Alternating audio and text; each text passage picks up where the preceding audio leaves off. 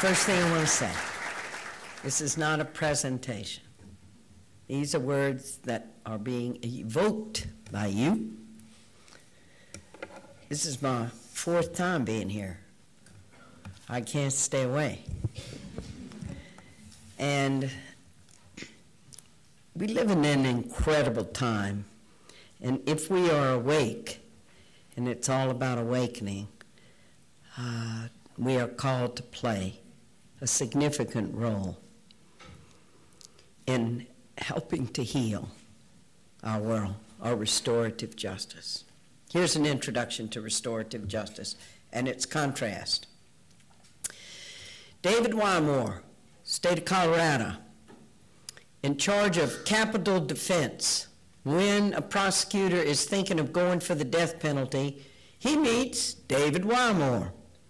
David Wymore approaches him and says, "May I meet you?" "Yes, of course." And he says, "I'm going to give you a choice, the velvet glove or the iron glove.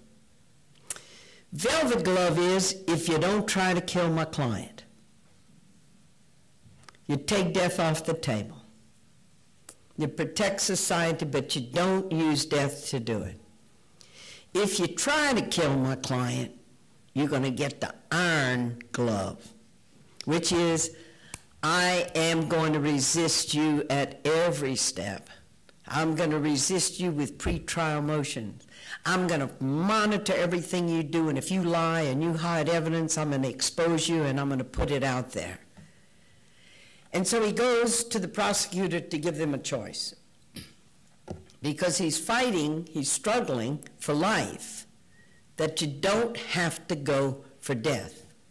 So going for death, of course, is the exact opposite of restorative justice, because going for death means we have to kill this person in order for us to be safe as a society. So you know it's built on fear. And it also has a presupposition in it. This human being is so different from us, so radically different and not human like we are, that all we can do to be safe is kill them, to get rid of them, to terminate them.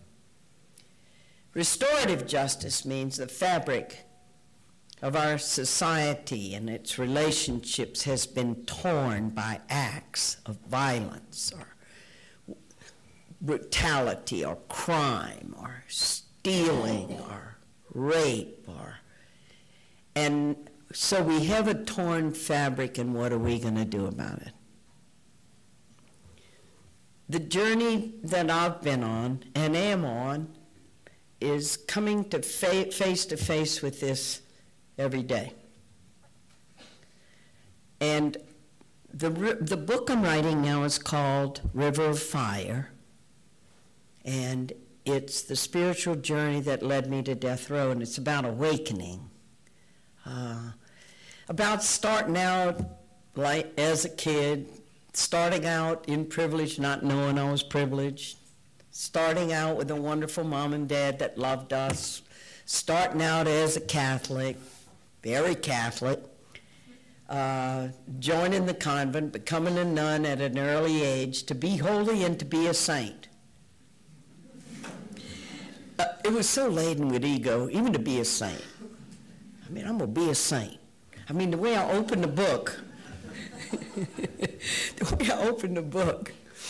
I mean, this is fodder for Saturday Night Live, no kidding, but I mean, when we lived a cloistered life as nuns and nobody was around, you know, you want to be the humblest one in the group, and you want to be the holiest and the most prayerful, hopefully have a few mystical experiences, like Teresa of Avila, who got elevated in the kitchen, and so you're aspiring for that. Doggone it, I'm going to be a mystic like that. And then there's this nun kneeling behind me in the chapel who keeps clicking her fingernails and sighing, all during the time of meditation. So how am I going to become a mystic when I have old click and sigh behind me? So I'd open the book, we had these practices of humility to just show how humble we are, right? And so one of them was that you kiss the feet of the sisters as it came through the door. Now, nobody knew about all this stuff, see, because we all in the cloister, y'all didn't know anything. Even the good Catholics in the parish didn't know this was going on. And so that's how I opened it, because, I mean, I was hell-bent on being humble, so to speak. And so I'm kneeling at the door, and here the sisters coming, and everybody draped in black, the little old-fashioned black shoe, and they would stick it through the door, and you could feel people rubbing their shoe against their black stockings to clean it off a little bit out of respect, and then extending that foot, which I would dutifully kiss and say, oh, God, just give me a little humility. Just give me a little humility. Kiss, kiss, kiss. And then I know one of those feet. I don't know who it is, but I know it's going to be Click and Sigh. And so when Click and Sigh, she's lost in the crowd because I don't know her shoe. But that's the way it starts. And it's a journey to holiness, trying to be holy. And so the journey then takes me into teaching in a school with junior high. Thank you. And that had been a blow to me when I got the mission, because you see, every year you get your mission. It's all give up your own self-will to obedience so that you can, again, leave ego behind and all that. And I had so wanted to teach in high school, because the nuns I admired who had inspired me had taught in high school. And here I get my mission, St. Francis Cabrini, 7th and 8th grade, boys and girls. And my heart just plummeted. My ego was smashed. It's like, oh, if they really saw potential in me and thought I was mature, they would have sent me to the high school. So here I am with 7th and 8th graders and trying to teach 8th grade boys grammar. And it was a joy. It was wonderful. It was, the life was there and waiting for me. And life unfurls when we give ourselves over to it. And then the journey continues. Now, I won't go through all the nun parts and the unfurling in that, of learning to use my mind, learning to go on a search, my own search for what's really happening. And but it's when the community started seriously talking about social justice that I really began to struggle. Because, see, I was doing retreats, and I was a pretty good little retreat leader, you know. I could introduce people into scripture and meditation and vocation and, you know. And then the social justice thing is coming up. And here we are in the suburbs of New Orleans, almost in radical proximity to one of the 10 major housing projects in the city where African American people lived and struggled. And I'd see them on the 10 o'clock news. I mean, it's clear. You know how the news is done, no matter how many peaceful things happen in Eugene today. What's going to be on the evening news is attempted robberies, or who got raped, or who got mugged, or even if there was whatever violence is going to just be suctioned out like a heat-seeking radar and fed back into the community, which is what makes us so afraid. But so social justice, and I'm going, we are nuns. We are not social workers. We are nuns who are supposed to be holy and in love with God and saints. What's justice got to do with it? No kidding. No, this is real sincere. And I mean, and then, you know, you can go, if you know something of the scriptures, and you can just quote them, you know, to pull out the ones you need to, like, bolster your argument, which is the oldest thing in the world to do. And even Jesus had said, the poor you'll always have with you. And not by bread alone do people live. We're going to go give them bread, so we feed them, but if they don't have God, if we give the poor God, there's their deepest spiritual hunger. And, you know, just social justice meant you got to understand about economics. You got to understand about politics. You got to understand about poverty. You got to understand. I know people are going to prison and all that, but those are people that have done crimes. Don't understand. Just don't know. Resisting. And Ignatius of Loyola, who in the 16th century founded the Jesuits, but he had a cataclysmic spiritual experience in his life that changed everything for him. because he was a little dandy that used to strut around in his little pantaloons with his little sword by his side and fight and engage in all these battles. And, you know, he was a swashbuckling great little soldier. And then a cannonball at Pamplona shatters his femur. And he's laid up in this castle, and they had none of those wonderful romances in the castle. All they had was the lives of the saints and the New Testament about Jesus. What a drag. And I mean, and he's waiting for his leg to heal, and he's so vain that when it heals short, he doesn't break it again. So the guy's willing to suffer. I mean, you know, really, to break your leg again and with no anesthetic. And he starts reading the lives of the saints. But what's great about him, he wrote something which is a manual called the Spiritual Exercises. And he wrote what happened to him interiorly when he would read the lives of the saints. And here's Francis, who followed the way of Jesus. And here's this man, Dominic, who followed the way of Jesus. Here's Martin of Tours, who was a soldier and who left everything to follow the way of Christ, divest of all material possessions and go be with the people who were the neediest. And he noticed inside himself that when he would read about them, something in his spirit felt elevated and he felt a happiness. And then when he went back to, how he wanted to achieve fame as a soldier or win the hand of a very great lady, that at first it gave him joy, but then it kind of plunged him in a sadness. And so he began to monitor and follow his own feelings. And he wrote this up in this manual called The Spiritual Exercises of St. Ignatius. And in the back of the exercises, he has this rules for discerning what spirit is moving us.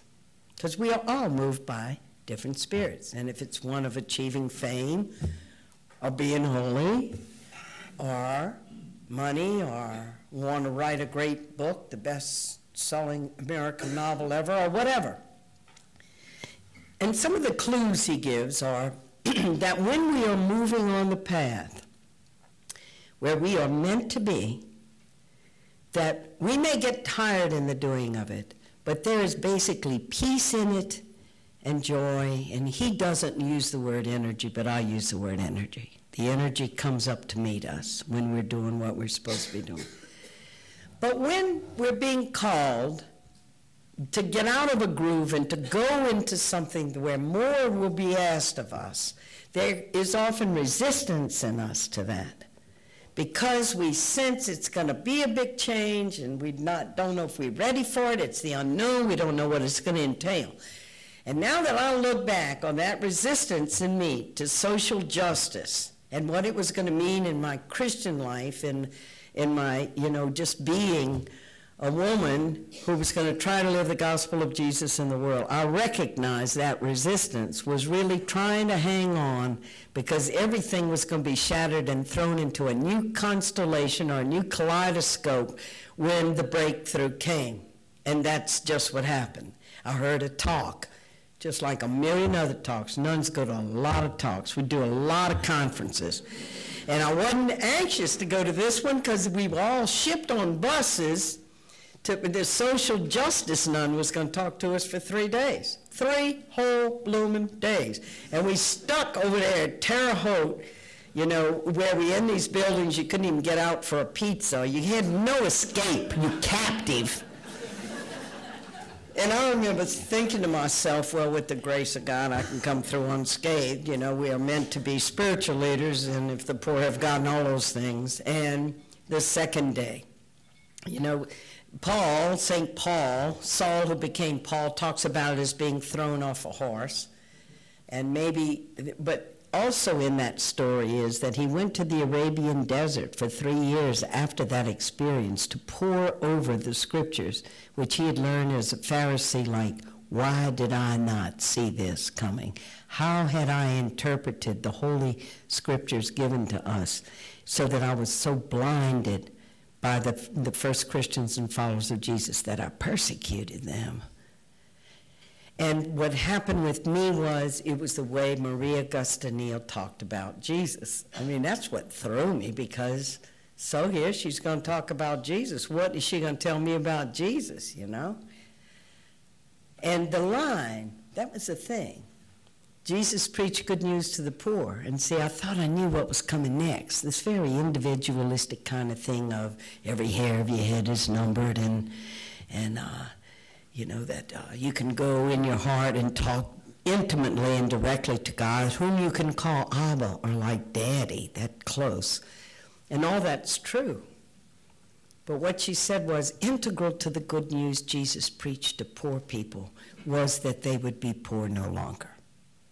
And for a long, long time, when we had this two-tiered spirituality, that we're made for heaven, and so what you suffer in this world, and do not resist injustice, and if the poor are poor, that's part of God's will for you. You're lucky. I mean, you get to be poor, and you get to suffer more, but one day you're going to have a great crown in heaven. Yours is going to shine more than anybody's. But it was all about the other world. And it was not about seeing and not about the suffering. And when she said integral to the good news that they would be poor no longer, I got it. I mean, it was like kaboom. I stayed seated. My body didn't even move. But I got it. And then I went back to the Gospels and read them again, that it was all about the radical new kind of community Jesus founded, began, where nobody was excluded, and where the least of these, the people who were shunned by others, were included in the community. Radical inclusivity. And everyone shared, so that those who had more than they needed shared with those who didn't. Far more radical than Marxist communism. And it was all about heart. It was all about being in community. It was also, as soon as she said those words, I remember thinking, I don't even know any poor people. And when I had grown up as a girl, my daddy was a successful lawyer. We lived in a big house in Baton Rouge. And the only way I knew African-American people were as our servants. Ellen worked in the house and Jesse in the yard. I never knew their last names. Now, my mom and daddy were kind to them. And my daddy actually helped Jesse get a good job and get a good house. Kindness, charity, but never question the system. Never question what it must be like. That when you get on the bus, you have to go to the back. When you go to a theater, you got to go sit up in the crow's nest, where the black people sat in the balcony. Never question what it might be like to go on a trip with your family, and you don't even have a place to find a bathroom along the road. And then later, as I did get immersed in this, they had little books that they would publish, you know, just cheap little books for black people to pass to other black people, where you can stay. If you go into Memphis, where you can stay along the way, where people would take in black people. All of that I am oblivious to. But then when I woke up, and it's about waking up, and when we wake up, it is always grace. It is always gift. We can't force ourselves ever to be enlightened or even to be inspired. Any artist knows that. The insight when it comes, or the inspiration when it comes, it always comes as gift. And to wake up is also a great gift. And you know what I've figured out is it doesn't matter when we wake up. If we wake up young, then that means we can do.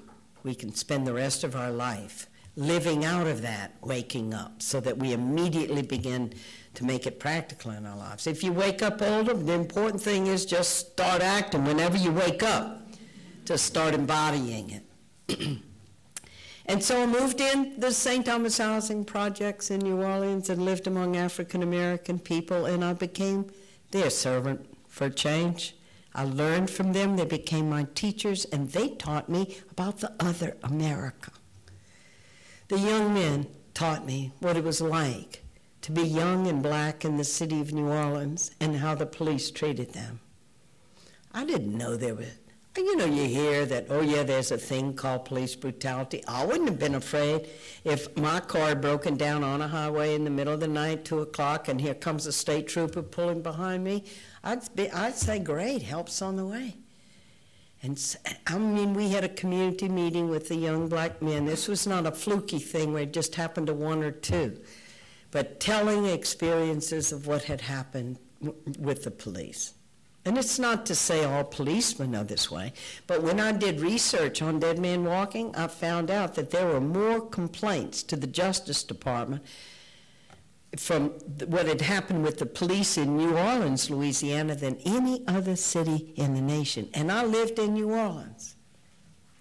One of the things that makes restorative justice so hard is the way we live separated from each other, and we cannot see the hurt that is going on. And so then if you're governing through crime and through the whole thing that gets into politics is that we have to punish those that do crime, and we never address the roots of violence and crime, of what it is that is not healthy in our society that gives birth to violence and crime. We operate then through fear, and so you end up with 2.3 million incarcerated people in this country, the biggest incarcerator in the world. And 1 in every 3 young black men ages 20 to 29 in the prison system. And what you do is you exile people who are the problem. You use exile. You build a gulag and just go put them where nobody's ever going to be able to come in contact with them, and they're going to be removed from their families, the women in prison, removed from their children, removed from their families. 2/3 of them are there for non-violent offenses. Non-violent, drugs. Women get sent there for forging a check. Separation of family. Look at that radical separation as a way to deal with our fears. How can there ever be restorative justice when we operate out of fear and all we want to do is separate and build the walls around them and then we never see them again?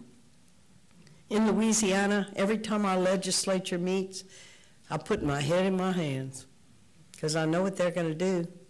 I know who are the constituents that vote for them, and they are going to toughen up sentences for crime so that now in Louisiana there must be 4 crimes for which you can get a life without parole sentence. And young people, first drug offense, sent into Angola prison for years and years and years, and they come out. And then they usually, recidivism, and they go right back in because they don't come with education where their self comes into being, their selfhood, or they know how to seek knowledge or how to communicate or no sense of themselves.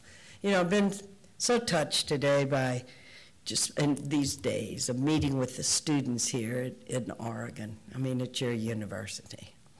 I don't know what it is. Is it the water, the air, the beauty? But there's a freshness here. A freshness to look at things in a new way. And we just went around in Jane's class, just went around the table, and everybody simply gave their name and what it was that they were involved in. Clear, articulate voices. I'm Emily, I'm Sally, I'm Rose, and this is what I'm doing. And when kids would come into the Adult Learning Center at St. Thomas, everybody mumbles, everybody shuffles. Nobody even lifts up their head to look at you when they talk to you. And you can't understand. What's your name again? Well, no. Just can't even stand to the encounter because there's no sense of selfhood and just feeling so stupid. I'm a junior in high school. Well, look, let's see what your reading level is, what your math level is. And a kid can't read a 3rd grade reader. He's in a public school, and he's a junior in high school, and he can't read a 3rd grade reader. And the average educational level of the 5,000 people we have in maximum security at Angola State Prison, the Louisiana State Penitentiary, is 5th grade. Is it surprising that when our poor people are not educated, that then we shift them off into a prison where you begin by making 2.5 cents an hour when you work in the fields, and Eddie Saunier's been there over 25 years now, makes 21 cents an hour. Does it surprise us how the system works? And now they're bringing private industry into prisons. So now they're making things for others, and it's legalized slavery in another form. And I'm not trying to be dramatic. It's really in the economic system what has happened. And it's while I was at St. Thomas, learning, reading the lives of the saints that I was then ready for. Martin Luther King, what was his transformation?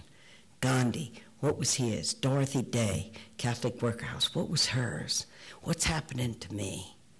And keeping a journal, because I began to track and monitor my own soul and what was happening and what was I being called to.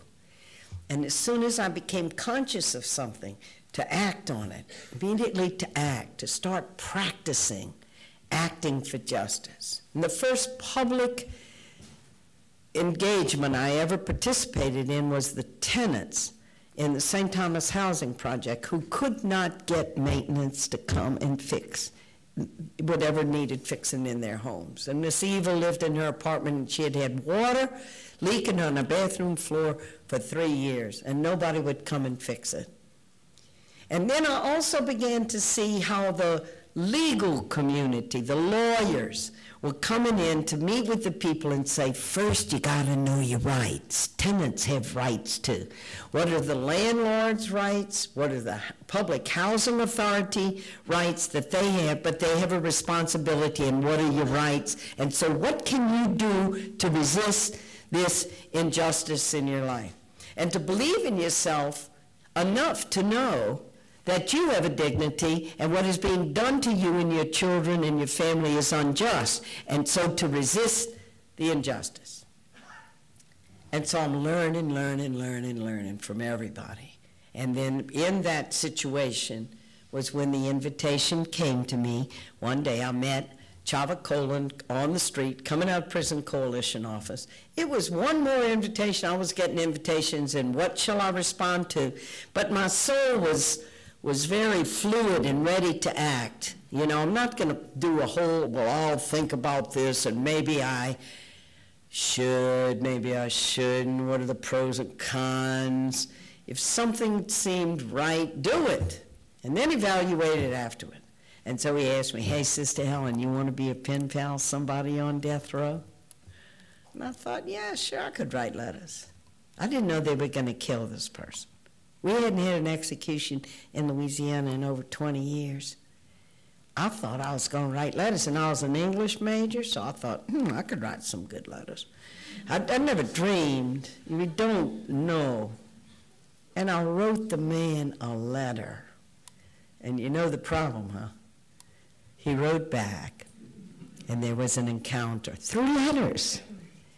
And then it all emerged. He didn't even ask me to come. In fact, he never asked me for anything. He didn't ask me to send him money for cigarettes or stamps or anything.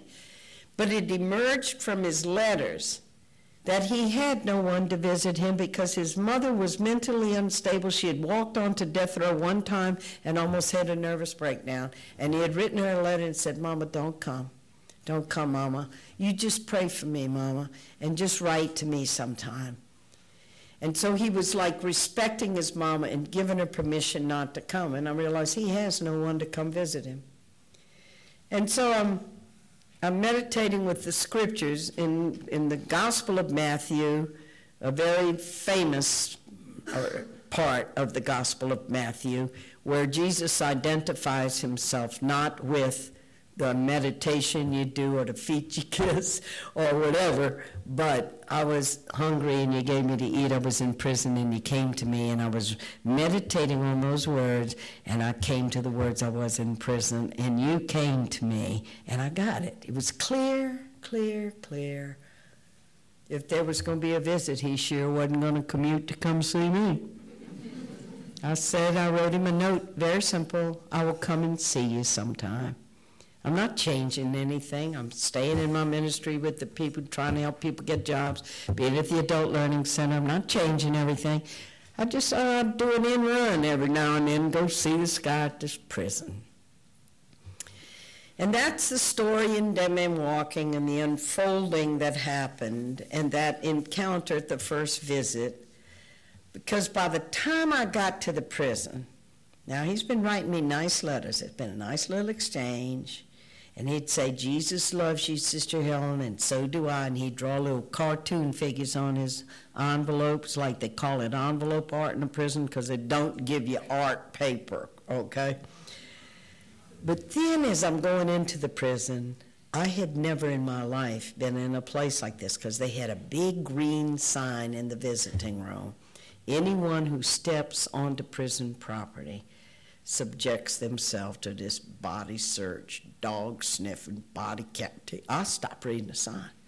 I mean, because I was going, oh, you know, maybe because I'm a nun, you know, they might cut me some slack and know I'm not trying to bring, you know, drugs or a gun. But my heart is beating like this, and I'm scared. And I'm out of my element. How did I get involved in this? This feeling that I'm just suddenly, you know, your leg is kicking in the water and you can't touch the bottom because this is a whole new thing now. And the guards bringing me, clanging these gates behind me. I thought we were never going to get to what we call death row. We turned a corner. There was a green metal door, red block letters right above the door that said death row. And then they locked me in a room. And then the guard said, well, go get your man for you. And then I started worrying about him because I thought, I've never been with somebody. I'm going to have 2 hours in this visit. I never talked to somebody who was a murderer before. I mean, is his face going to look different? Will we even be able to have a normal conversation? And then the guards brought him in. And they had him, it was as big as a telephone booth. In this booth, there was a heavy mesh black screen between the two of us. And he was in a blue denim. It wasn't ironed, of course he did, but it was clean. And his hands were handcuffed to a belt around his waist, so his hands were pinned there, and he had on leg irons. And in fact, the first sound, when I heard him coming with the guard, I could hear the chains going across the floor. And you know, that sound of those chains will be one of the things I remember when I do walk with him to execution 2.5 years later, and putting my hand on his shoulder there and looking down as his feet carried the chain that was with, you know, on the leg irons on his leg. But you don't know the whole journey. You only know where you are now, because it's going to unfold. And I looked through that heavy mesh screen at that face of that man who had been writing the letters, and it was a moment, and I carry it with me still, of transcendence. I went, oh my God, he is so human. His face was so human. I couldn't believe you could be in there for murder and you can have such a human face. And then the 2 hours flew. I didn't have to worry about what I was going to say, how I was going to keep the conversation going. He was so glad to have a listening presence of someone who had come to visit him, that his soul poured out, and he had made me a little gift, because he had folded cigarette wrappers in this elaborate kind of rickrack design that could hold a photograph. And the guard came around and he gave me a gift for the first visit. And everything, it's like a rose, everything in the petals are going to unfurl out of this encounter of the face of this man that I see. And when the journey is going to end, it's going to be his face being strapped down in that chair and looking at me, and my looking at him, and my saying to him, Patrick, when they do this to you, look at my face, and I will be the face of Christ for you. I will be the face of dignity for you, that you have a dignity that no one can take from you. You are a human being. And that's that whole journey, with everything in between of what I'm learning along the way about how the system works, what happens when you don't have a good attorney. So if during your trial you're a black man and an all-white jury is seated and your lawyer does not raise a formal objection, Your Honor, I wish this to be entered to the record, an all-white jury is being seated here for my African-American client, and I object. If they don't wage a formal objection, when it gets to the appeals courts, they say, that was a strategy decision you made with your lawyer there, and so don't come to us now and say that there was a racist jury. The lawyers are everything in the beginning of the trial. It's like you need a good doctor when you have a tumor, when you have something serious. And if they don't do it, the appeals courts, this is the way they move things along. Ineffectiveness of counsel? Nah, that was a strategy decision with you and your lawyer. That shocked me. I didn't know when you finished the trial, these like treadles came up and you couldn't back up and you couldn't go back and say, wait, he didn't do independent forensic testing. Let me show you the test that came. Look, he didn't do DNA testing. Let me go get a DNA test now and can show that my blood wasn't on that ski mask like John Thompson, who sat on death row for 14 years, and the prosecutor's office in New Orleans knew that that blood on that ski mask didn't match John Thompson's, and they sat on that evidence because they had pinpointed him, and once they pinpoint somebody, it becomes all about winning and not justice. And it's not that prosecutors are bad. Human beings under pressure don't do well. And when you have death on the table, you're going for the big stakes. So that when you don't get death, Denny LaBeouf, a defense lawyer, friend of mine, at a trial in New Orleans during the sentencing part for John Brooks, when the jury for sentencing stayed out and stayed out and stayed out and stayed out, the DA picked up. The longer they're out, all you need is one to say no death, and you don't have a death sentence. And the assistant DA, a woman, put her head down on the prosecutor's table and began to weep and cry out loud, "It's not going to happen for me." And it means I'm not going to get a death sentence. He's going to get life without parole in prison at a Louisiana State Penitentiary for the rest of his life. I lost. And it's these disconnects that happen. It's like we get caught in these currents because we very much are societal creatures. And when you're working in an office of people, the way that we get our victories is to get the death penalty. And so when you run for election, we're so influenced by culture. When politicians run for election, they brag about how many death penalties they got. And then even this thing we found out, this informal little back room, pat on the back, awards they give each other. How many awards you got? And it shows the Louisiana state bird, the pelican, flying with a hypodermic needle in the talons of the pelican. And it's called, ha, ha, ha, the Louisiana Prick Award. How many you got? I got 3. How many you got? We get caught up in this. And in its most extreme forms, as we know from the Holocaust and what SS people were doing and all. But in what we do in the United States, too. What happened to the people in Abu Ghraib? What happened to them when you have suspected terrorists who have no defense? They don't even have a charge placed on them. They can be kept indefinitely. They're in Guantanamo. We still need to straighten that out. What would make Supreme Court Justice Antonin Scalia do an interview with the BBC? And where the BBC person just says, now, Justice Scalia, in your country, you know, your Constitution says that you do not exact cruel and unusual punishment on people. And they were talking about what you could do to suspected terrorists to get information. And Justice Scalia said, hold it right there. Hold it right there. We're not talking about punishment. Punishment is after you've had a trial and you've been convicted and then you're punished. We're not talking about punishment. We're talking about getting necessary information from someone that might be able to save a whole city, and you can do anything. You can drive bamboo shoots under people's fingernails, you can hang them, you can do anything to get that information.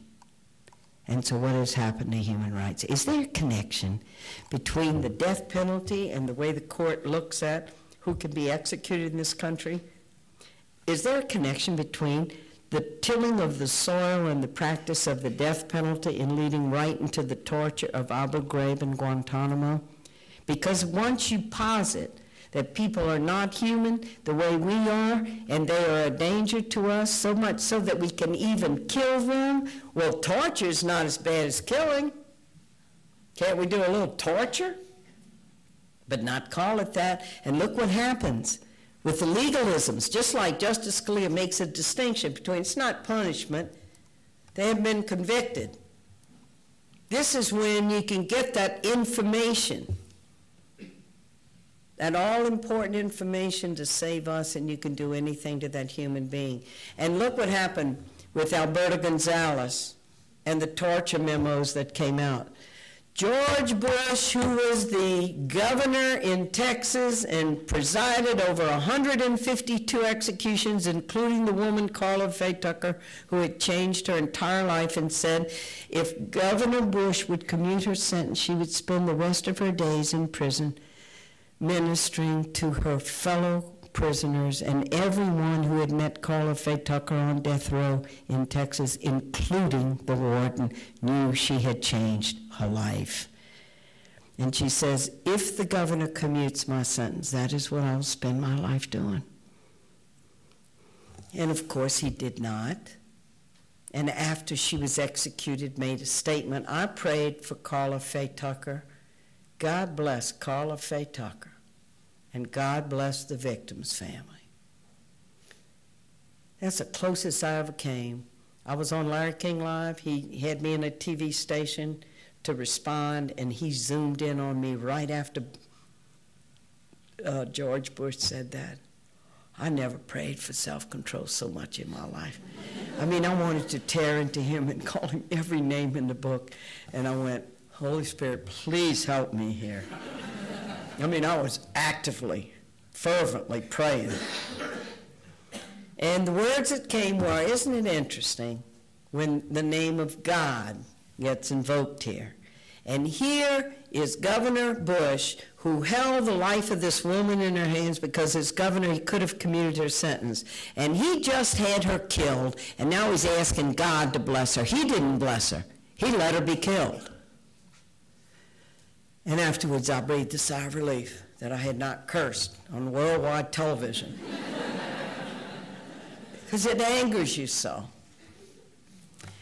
And so Alberto Gonzales was his legal counsel while he was governor.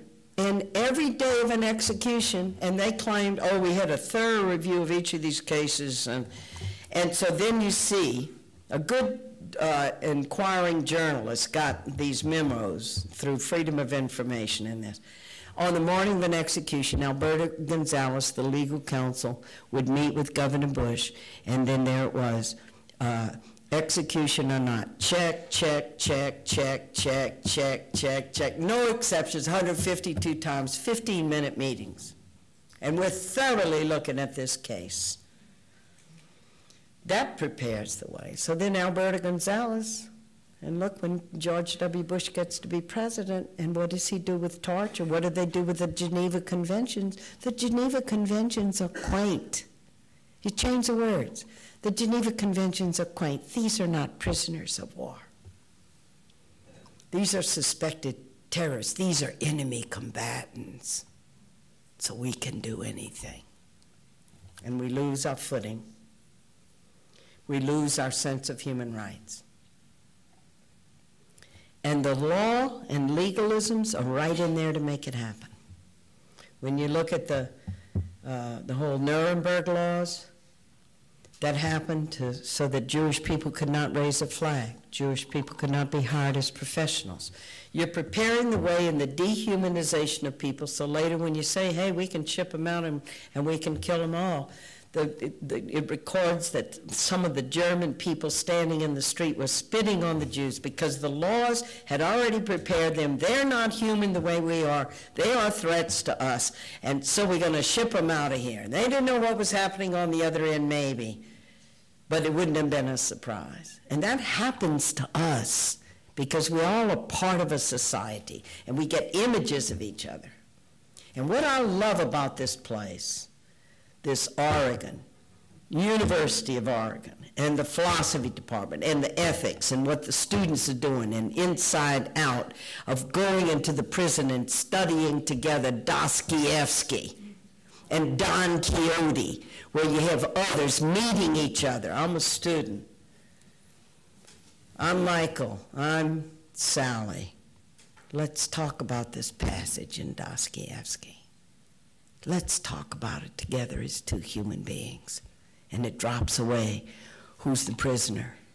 Who's the graduate student who's studying philosophy?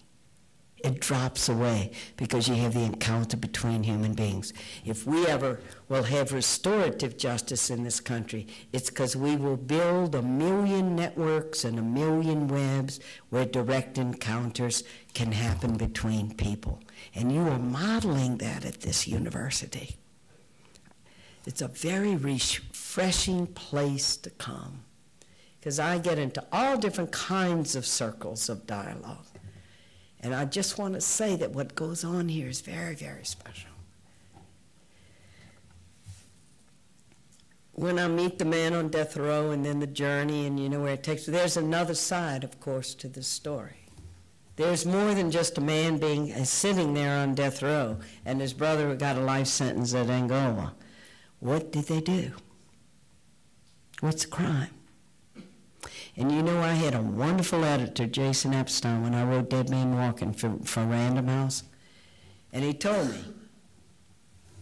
And at first, he looked at the first draft of the book and he said, you wait entirely too long in this book to talk about the crime. Because all your sympathy is with the man who's going to be executed. And he said, if you don't talk unblinkingly about what this man did in the first 10 pages of this book, nobody is going to read your book. You're a nun. You're the man's spiritual advisor. People are going to see this book on the shelf and say, a nun wrote this? What? She's spiritual advisor, people on death row? She's going to be so overly sympathetic to the poor murderer who's a child of God, she's not going to be able to be honest about what he did. And I learned. And so very early in the book, what's a crime? What did he do? And it's unspeakable what he did, he and his brother. And we're coming to the anniversary of the death on November 4th of two beautiful teenage kids who had gone to a homecoming football game on a Friday night, and their parents never saw them alive again. And after the football game, they'd gone to this local kind of lover's lane over near an abandoned sugarcane field out where Cajun people live, St. Martinville, New Iberia, Lafayette. And those children's bodies are found, and the girl, Loretta Bourke, had been raped, and they are shot brutally in the back of the head, execution style. And I learn of the crime after I have met Patrick and after I have met his brother and all that I told you about that human face on the other side of the screen. And then I found out what they did.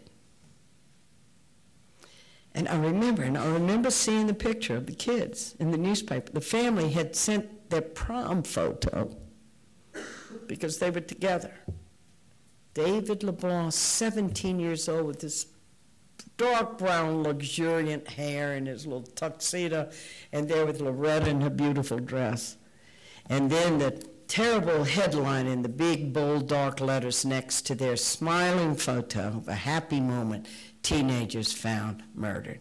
And then when I read the story, the names of the people who did it on that November night, Patrick Saunier, his brother Eddie Saunier, 5 other teenage couples came forward when David and Loretta were killed because they had experienced the brothers coming after them when they had gone to park in the same place. And they had this little scheme. They would approach the car, the kids are alone, there's nobody around, there are flashlights outside the car, and then from the light of the flashlight they see that the men have guns, 22 caliber rifles. And then it leads to, well, they say, hey, we're the security guards, work for the people that own this property. You're trespassing. Your parents know where you are tonight? Well, look, tell you what. The girl has sex with us. We won't report you to the owners. How despicable is that? And some of the young girls had been raped, but they'd been too afraid to say anything when they got home. Maybe they were afraid that their family would be killed. But when David and Loretta are killed, all these kids came forward, and that's how we knew what happened. And when I read the story, when I looked at their faces, this terrible guilt came over me because I know that I'm the spiritual advisor to the two people who killed these two beautiful kids. And people being ripped out of life in such a violent way is just so, we don't even have words for how terrible it is. And that's why we struggle with the death penalty, because the outrage in us is so great over the loss of an innocent life. And what do we do with the outrage? And I think outrage is ethical. It's ethical. We should feel outrage over the death of innocent people. And then, of course, the cycle begins of calling it what we call justice, and the men were arrested, and then there's the trial. Very short order. Everything's over in a week. Jury selected one day. Both sides present over the next 3 days, and by the Friday, they are deciding on a death sentence. It was all over. And the outrage and the fear of the community, letters to the editor going into the local newspaper. What kind of animals are these? What is this? All the people afraid for their kids to go out on weekends, keeping their kids close to home, knowing what can happen to you when you... And here I am with the people who have done this murder. And I had a hunch, that little nudge of the spirit in us. I ought to go see those parents. Everybody was Catholic in this. I ought to go see those parents. This is every parent's worst nightmare. I ought to go do something for those parents. But then I was scared because I thought, they're not going to want to see me. I'm the spiritual advisor, the one who killed their kids. And I stayed away. I didn't do anything. I didn't write them a note. I didn't call them, much less try to visit them. And when I did meet them, it was the most polarized situation you could possibly meet a victim's family in, because what the victim's family had been told by the prosecution and all, we are going to get justice for you. And you have sustained the ultimate loss, and so what is called for is the ultimate penalty, which is death, and we are going to seek that. And the last legal hoops we have to jump through is this pardon board hearing, and you got to be there with all your friends and all your relatives and pack that place and look at that pardon board like, don't you dare try to give this person clemency. Look at us and our suffering and give us justice. And most victims' families, many victims' families, get caught in this current. And it's social. It's, you lost your child, and so you're not going to ask for the death penalty? Then you love your child. And I'm going to find out, the Burke family was so furious at me, they said nothing to me. But Lloyd DeBlanc and his wife Eula, who had lost their son David, their only son, they walked right up to me. And Lloyd DeBlanc said, sister, all this time you had been with those brothers and you didn't once come see us. You can't believe the pressure we're under with the death penalty. And I didn't know victims' families under any kind of pressure. I thought, of course, they'd go for the death penalty if that's what they're off. What did he mean? Pressure. He said, sister, you need to come see us. All this time you've been with them, didn't it ever occur to you that I needed somebody to talk to? Everybody's telling me, Lord, you got to be for the death penalty. He was the gracious one. He was the one who broke the cycle because I was afraid and was hanging back. He was the one who did the restorative justice of reaching out, saying, come and talk to us and walk with us. And I went. How could I not? And he was the first victim's family I ever met who taught me restorative justice and what it means, that how you break through that terrible whirlpool of grief and trauma and loss. And he said, sister, it's not that I didn't try to go there. People are saying, Lord, you got to be for the death penalty, or it looked like you didn't love David. He said, I went there. I'd say, yeah, they're right. Look at what Eula, my wife, has suffered. Look at Vicky, my daughter, and look what we're suffering here. And I want their deaths. I wish we could get both of them, but they only gave the death penalty to one. Well, I want to be there, and I want to pull the switch myself. And what he discovered in that was, he said, I didn't like the way it made me feel inside. Because he said, I've always been a kind person. That's who I am. And I love to do things for people. I love to be kind to people. I can fix things. I'll stop at 2 o'clock in the morning, help somebody on the side of the road. It's who I am. And then he said, I'd go to that place of hatred and that place of bitterness. And finally I just said, They killed our son, but I'm not going to let them kill me. And he said, I'm going to do what Jesus said. And Jesus said, we can't have enemies. I came to understand what that meant. That forgiveness is first and foremost a gift you give yourself, that the love in you will not be overcome by the hatred. And he embodied it. He showed me. You saw that it was possible. Did you know that when New Jersey did away with the death penalty 2 years ago, 62 murder victims' families testified before the legislature to say, don't kill in our names, don't do it for us? It is not going to heal me for you to have a person killed in front of my eyes. And a lot of the women, the mothers, figured out there's another mother who's going to have to bury her child. And what kind of answer is that? 62. In New Mexico, when they did away with it, the presence of victims' families standing up saying, don't kill for us. Those are the models of courage and healing, calling for restorative justice, which is one of don't repeat the killing, don't imitate the violence as if violence can heal us. And they are our teachers. They are our witnesses.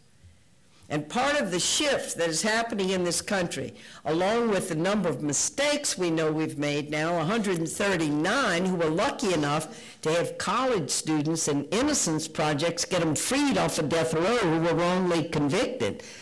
That has impacted upon our consciousness as a country because we thought we had the best court system in the world and there were never any mistakes. And that along with the witness of victims' families standing up saying, don't kill for me. And they embody that for us. I don't.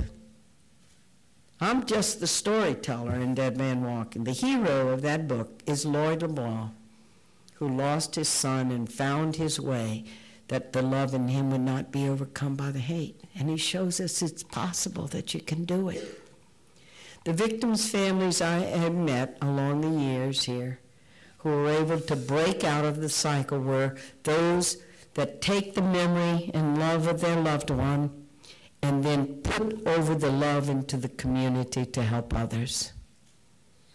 But when they get enclosed in themselves and their grief and they deteriorate and lose their life. They need community around them. One of the big shocks I got after meeting Lloyd LeBlanc and going to the murder victims support groups was how many people in the group said everybody stays away from us.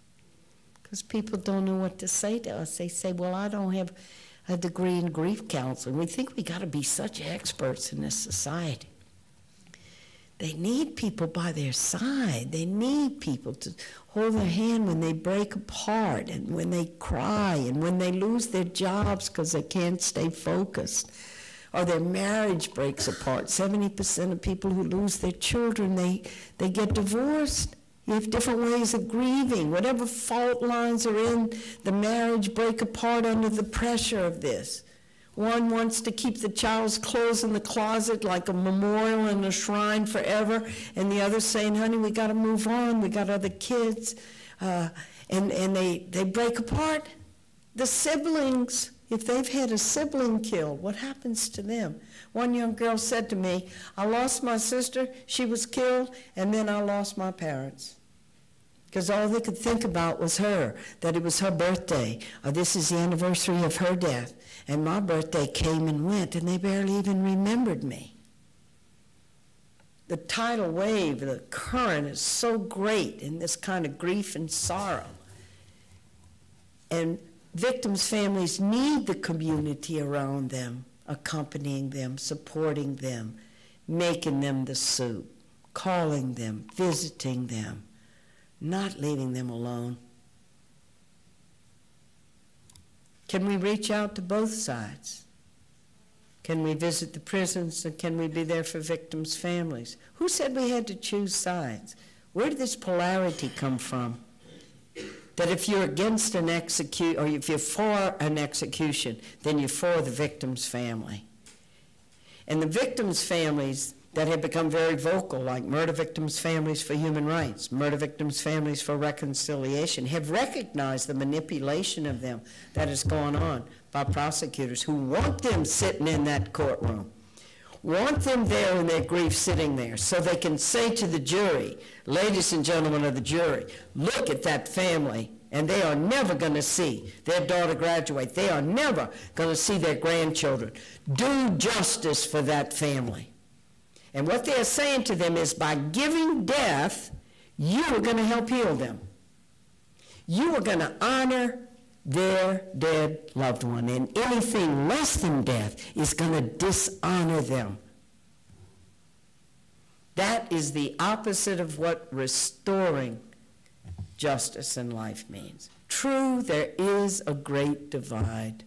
One victim's family said to me, even if he gets life without parole, my daughter is buried forever in the ground, and it is not fair. It is just not right that he should be alive. Even if he's in prison, he can call his mother, or he can have a birthday, or he can read a book, and he can have friends. And she is dead, and he's alive, and that's not fair. And I can only be satisfied when he's dead too.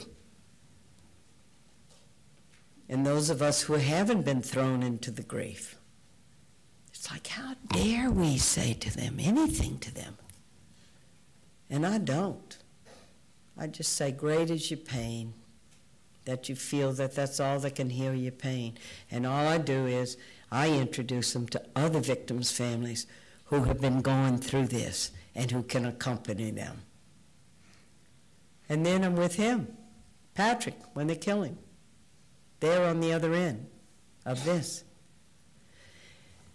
And you don't know when you get involved in things, or even when you witness something, or when you're there. First, just how surreal it was when we were making the movie of Dead Man Walking, and we're doing the death house scenes where we're waiting for him to be executed. Susan Sarandon kept saying, this is so surreal. And it was. The tiles were polished, the coffee pot was percolating, everybody's coming in, everybody's doing their job. Secretary was in there typing the witness forms. It was just like people busy, people doing things. And then here come the witnesses filing in. In the other room, they're serving refreshments to the media who are going to be there. We're having an event tonight at the Louisiana State Penitentiary. When they give tours, they say, here's our prison, here's our death row. They bring you on the tier where we have a serial killer. This is where the serial killer is. Some of the kids come with cell phones, take the picture of Derek Todd Lee, a serial killer on death row. Here's our death chamber. Here's the gurney. Ooh, is that where you kill? Yeah, this is our gurney. This is where, justice is done. And the guards are unblinking when they give these tours. They're just unblinking. Here's our death row. Here's our killing chamber. Any questions? And when I walked out of the execution chamber when Patrick was killed, I didn't know my whole life was changing, but I knew this, that it was in the dark, and I'd watched a human being being made defenseless. I knew the crime. I knew the suffering of the victims. I knew all of that, but I had watched a man be killed. And I threw up, and I remember thinking, the American people are never gonna see this. The death penalty is so far removed from you in Oregon, some of you may not even realize you have it. And the 32 human beings you have on death row have been condemned. You don't really use the death penalty. It's almost 99.9% political symbolism in this state. And I want to invite you. I want to invite you to dig into the issue, to read, and to make a decision on it and to get involved. And we have people here tonight who are going to invite you to do that. And have you ever thought, if you have never put your name or shown in any kind of way that you are part of the resistance to changing this, it means that you're part of it because you're complicit in it, because you're in there with the great herd of society, and if you're not working to change it, your hands on the gurney. your hands on the death row, because we are responsible, or we not? We are a democracy, or we not? Or are we each responsible or not? And I want to invite you to that. You may not be there now. You may not feel anything now, like, oh, well, I don't know, I'm busy, you know, or whatever. So those 2 books we have out there tonight, I'll be glad to sign them for you. They're $25 for the 2 of them, and they help our ministry to end the death penalty. And there's some books signed by Susan Sarandon and me that are $100 if you got a rich aunt. I'm going to stop there. Thank you.